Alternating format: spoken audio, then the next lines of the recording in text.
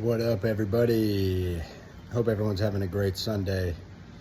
Just want to talk about the channel. We're going to do some things around here. I think I'm going to try to do some more musical analysis. It's kind of more my specialty, talking about different things within not just the music industry, but kind of the trickle-down effects of how can you make money as a musician in the modern world, or really ever, because if you didn't have a record deal back in the day, you were screwed. And now you don't need a record deal, but it's pretty saturated out there. You could be a great musician and not be touring and stuff, getting out there making $150 a night, busting it all day for $150. It's a joke. You can make more money as a teacher. So we're going to talk about some ways to make money as a musician. I've made money as a musician for the past 7 years. I'm not full-time anymore in music. I opened up a business, but I still work part-time as like a fail-safe kind of thing until my business takes off a little bit more. So we're going to go over some different methodologies in that regard of getting your money up as a musician. What are you supposed to do? Because I'll tell you what, if you can play an instrument very well and you have a social ability,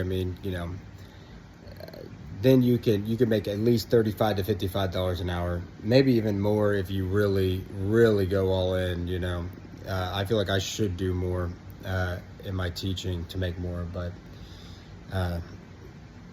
we're gonna go into things like that on this channel. Sorry, I'm watching the baby monitor over here. She's over here snacking. She's good. Yes, these babies, man, they make some wacky faces over there. But yeah, I hope everyone had a great Sunday. Dormition feast today at church. The donuts were finally back. The Dormition fast is only 2 weeks, so it's really not that crazy. But I remember last Sunday getting out and looking forward to some donuts, because I like to give my daughter some donut holes on the way to go get lunch, because toddlers, you give them a donut hole, they're happy as could be. Very simple people. So yeah, it's good to have the donut holes back. And last week the kids, they stole all this peanut butter. By the time I got to the bagels, it was like bagels and peanut butter. I don't ever eat peanut butter anymore because I used to be addicted. I was 12% body fat, and I blasted up to like 16, 17% without even changing my diet. I was just eating too much peanut butter. It was the one thing I would give myself. I thought because it didn't have that many carbs that I'd be okay, and I was doing the low sugar, but it got me anyway. So I haven't touched peanut butter hardly in 2 years. So we're gonna stay strong out here. We're not gonna touch the peanut butter. We're not gonna get into any of that. But yeah, stay tuned. We're gonna be doing some musical analysis. I'm really excited. I'm working on a song right now, a cover. It's a ballad. Of Camp Adventure by Delta Sleep, which is such a good song. A lot of people think, oh, it's a love song. I was looking into it, and it is a love song. It's more of a heartbreak kind of song, but I think a lot of people take it at its face and don't kind of see the extra level past that in the song, because it seems like it's about a breakup. And I do think it is about a breakup, but to me it seems like it's something that it's beyond their own control. It's not even something that the characters in the song can stop from happening, And this song has been really meaning a lot to me lately, just personally, on some personal issues. Not because of any sort of breakup or anything, but more just family stuff. And I went on the internet to see what other people think about this song, because I didn't realize this song is 16 years old or something. I heard it for the first time like 3 weeks ago. I guess I wasn't involved in the American Midwest emo math rock scene enough when I should have been. Oh my gosh, one of my biggest regrets in life. When I was like 18, 19, 20, 22, all that region where I went and saw Terra Mellows live and like learned about American math rock. I think that was 2014, 2013 or something. I should have really stuck around that scene more, because I was more into Japanese math rock for whatever reason at the time. But here I am now. Now the American math rock scene is kind of dead. It's not over.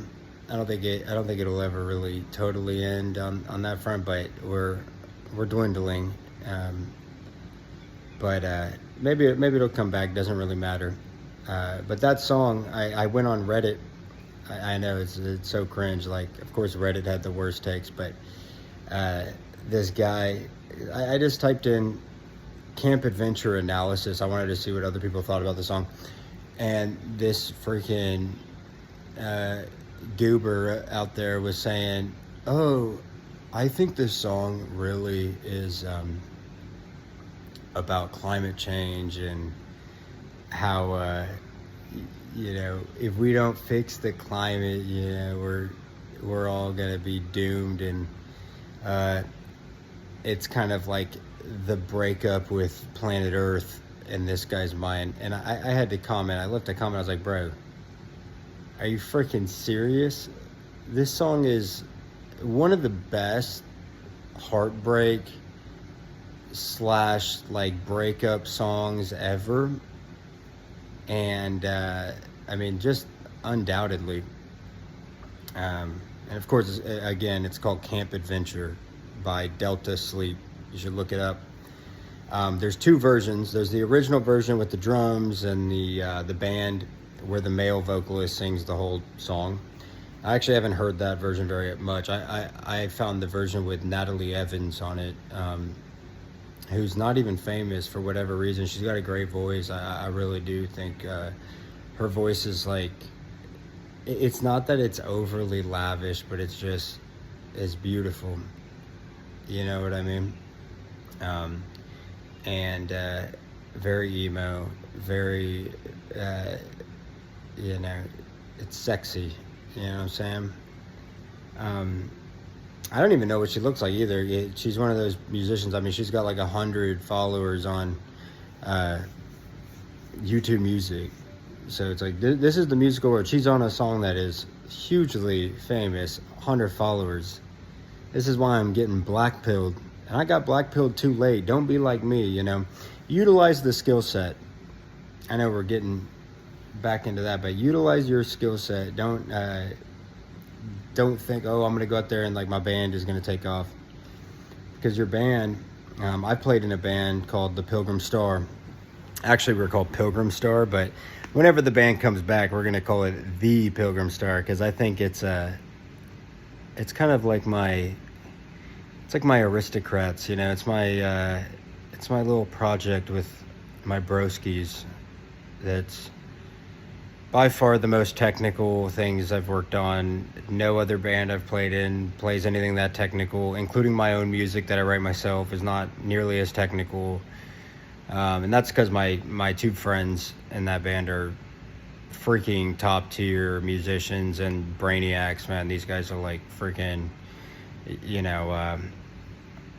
I was the dumbass of the band, and it's pretty ridiculous because these guys could write some crazy pieces. I mean, I don't even think I'd be good at drums if I didn't know them. So big shouts out to Pilgrim Star.